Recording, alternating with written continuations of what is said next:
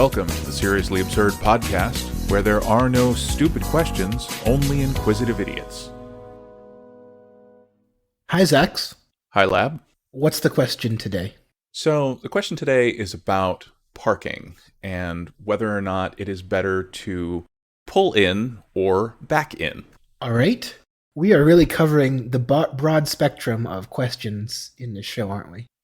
I think we're trying to make sure that we cover all of our bases. Yep, and I'm getting whiplash.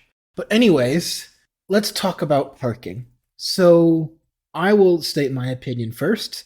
I think you should go forward into a parking space and back out into the wider world.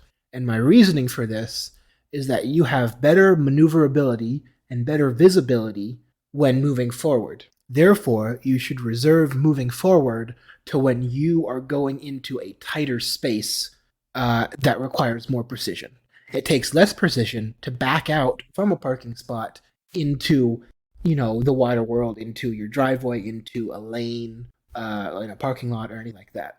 So you should pull forward in because you have the best visibility to do that precision maneuvering to get in the space between the lines, and then reverse out because the standards of positioning when reversing into the lane are less stringent. What do you think?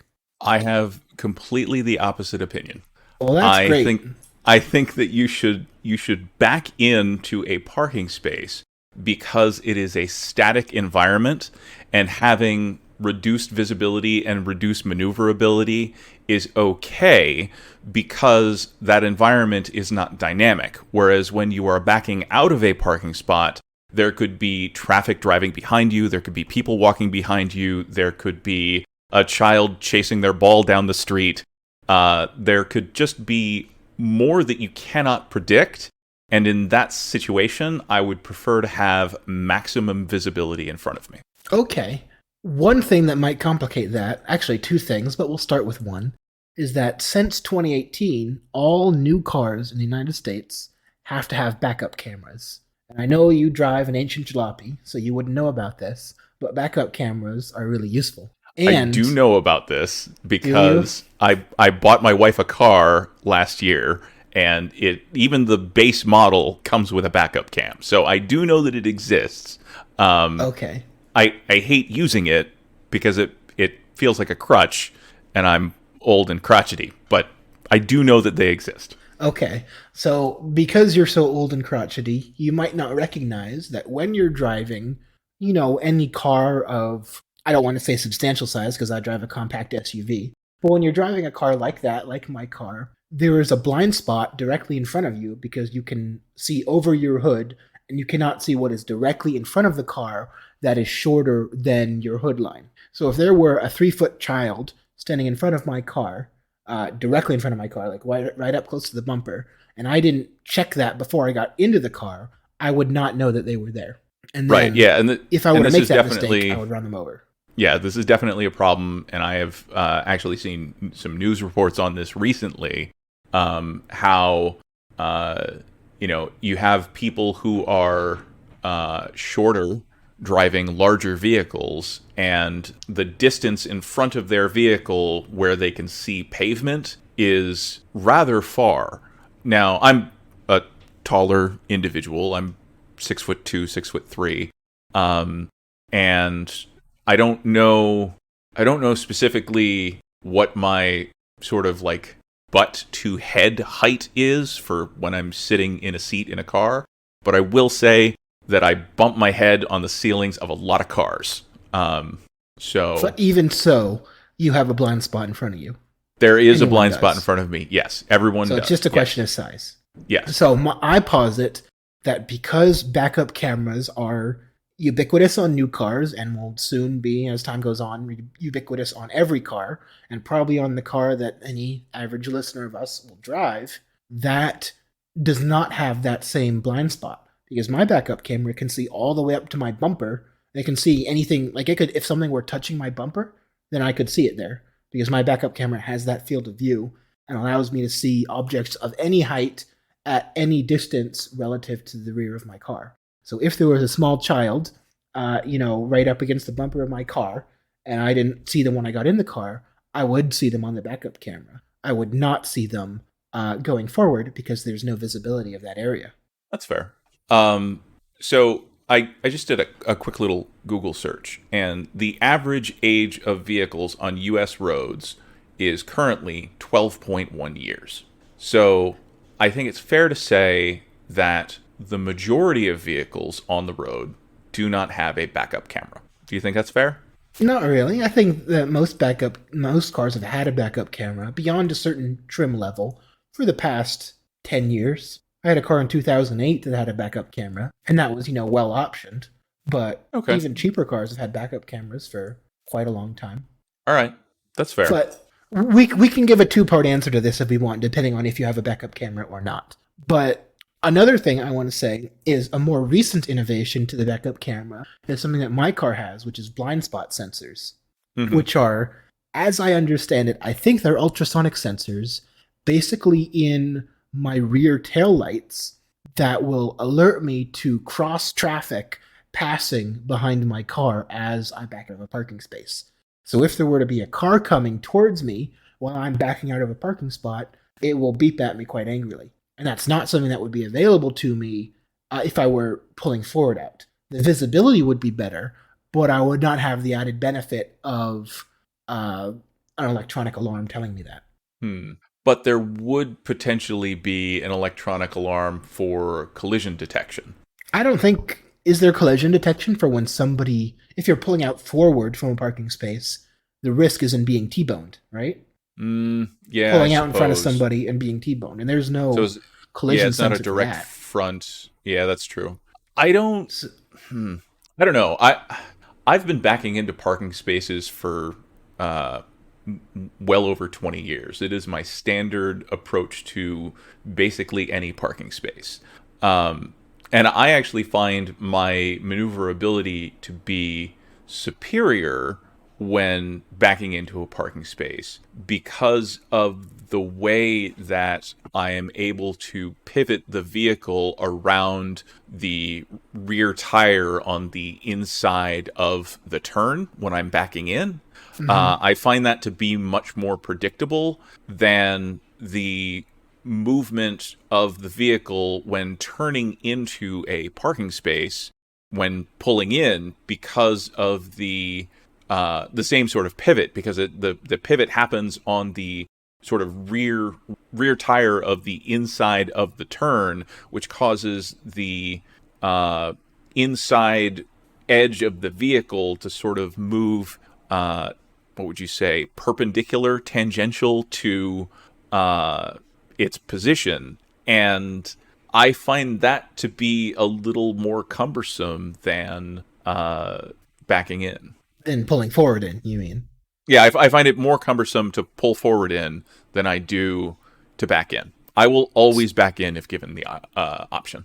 I think for a certain subset of people, and yourself included, you're in a bit of a self-perpetuating cycle because you started backing into spaces, you've been doing it for 20 years, and now you feel more comfortable doing it that way than going forward into spaces because you've been doing it that way for 20 years, and that's the way you know how to do it. Right. Now, I think we need to speak from the perspective of a new driver, right? I will say that something that does set me apart is that for the majority of my life, I have driven a truck, which is larger than most other vehicles on the road and has a much larger turning radius than most other vehicles on the road. So the level of maneuverability that I am accustomed to is different from somebody who has been driving a sedan or a coupe their entire life. Okay. So I do think we need to think of this from a objective perspective. So let's take your new driver who has not learned one way or the other of doing it and does not have 20 years of accumulated muscle memory on how to reverse. Then we ask them which is preferable to them and try and get what the most objective reality is in that regard without the benefit of prior experience. And I think a modern car, a modern driver would find it easier and would be more consistently able to move forward into a parking spot because that involves tighter maneuvering into a tighter space. using the method of controlling a car that they've already trained on and that they use most often, which is going forward. And the things that you say lend benefit to reversing into the parking space and then moving forward out of the parking space are alleviated by modern technology that improves visibility out the rear, in some ways making it better than visibility out the front, which is that rear or that front blind spot that we were talking about, which in modern cars does not exist because you can see all the way up to the bumper using backup camera. And then, even more modern cars have even more bells and whistles like cross traffic alert and, there are ultrasonic parking sensors and a lot of things. So there's a lot there that makes it to where the advantage of visibility that you would get by pulling forward out of a parking spot is sort of no longer there. Yeah. Okay. I suppose that's true. And I mean, there is definitely something to be said for pulling into a parking spot in a circumstance where you have to load cargo, either into a truck or into a trunk. You want that area to be pointing out into the laneway so that it can be accessed and you can put stuff into it. Yeah, that's an obvious case. That's not to do with maneuverability. That's choosing how you orient your vehicle in the parking spot is dependent upon your use case for the vehicle. That's true. And this is one argument in favor of pulling forward into a parking spot because it makes accessing the trunk or the truck bed easier. So here's a question. If you encounter a parking lot or parking spaces where you can do what I would call pulling through, where you pull through one parking space to end up forward out in another parking space. This is common in like grocery stores where there are multiple rows of parking next to each other. Then you would be able to move forward into a parking space and also forward out of the parking space. Would you do that, or would you still back in? I have done that on many occasions. Yes, I absolutely would do that. For me, it's more about facing out of the parking spot for maximum visibility. So it's not necessarily just about backing into the static environment. It's a factor, for sure, but if I have the option to pull through and it's like easily available, I may very well opt for it. But so in does some that parking not lots, weaken your case a little bit? Not necessarily. It's okay. So it's sort of like if you are going to parallel park and there is a car parked at the side of the road, but then there is nothing behind that car. Are you going to square up with the car and then turn the wheel and do the whole parallel parking thing? Or are you just going to drive in behind the car? Right. One of these things is easier than the other, and doing the easy thing is generally preferred. So the reason then that you would advocate for backing into a parking space and then moving forward out of the parking space is not necessarily because it's easier to back in, but because it's more beneficial to move forward out. Yes. So it's not ideal in both directions. It's just, on the whole, better to be moving forward out. So therefore, you make the sacrifice of backing. Well, I mean, it is ideal in the sense that you are backing into a static environment. So having reduced maneuverability or reduced visibility is less of a concern because you don't expect that environment is going to be changing. There isn't going to be a grocery cart rolling by because you are protected on three sides by other cars. Okay, so let me ask you this one final question then.